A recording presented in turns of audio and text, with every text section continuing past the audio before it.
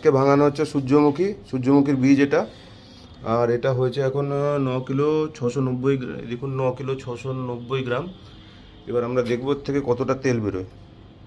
এবার এই সূর্যমুখীর বীজগুলো মেশিনে ঢালা হচ্ছে, যেটা দিয়ে তেল বেরোবে।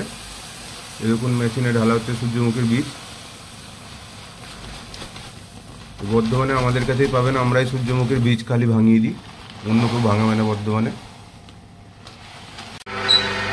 এবার আমরা দেখে নিই কেমন করে তেল বেরোচ্ছে। এই দেখুন অনেকটা তেল বেরিয়েছে, এরকম করে তেল বেরোচ্ছে, এখান দিয়ে তেল জমা হচ্ছে এটার মধ্যে। আর এদিক দিয়ে এই খোলগুলো বেরোচ্ছে এরকম করে। বর্ধমানে আমাদের কাছে এই মেশিনটা প্রথমেই আছে, আর কারো কাছে নেই। তো আপনারা চাইলে আপনাদের সূর্যমুখীর তেলও এখান থেকে নিতে পারেন।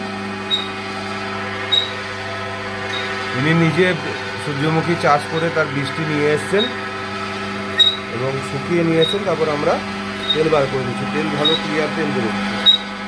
পুরোটা হয়ে যাক, তারপর আপনাদেরকে বলবো কতটা তেল বেরোলো এটা থেকে। টোটাল 9 কিলো 600 গ্রাম সূর্যমুখী থেকে, বীজ থেকে।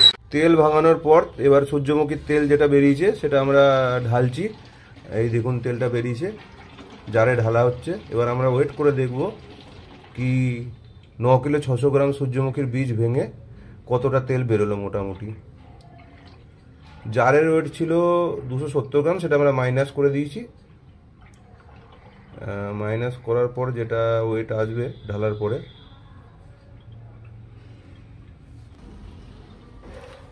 ওয়েট है हमारा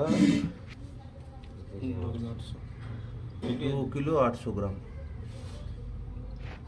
2 किलो 800 ग्राम।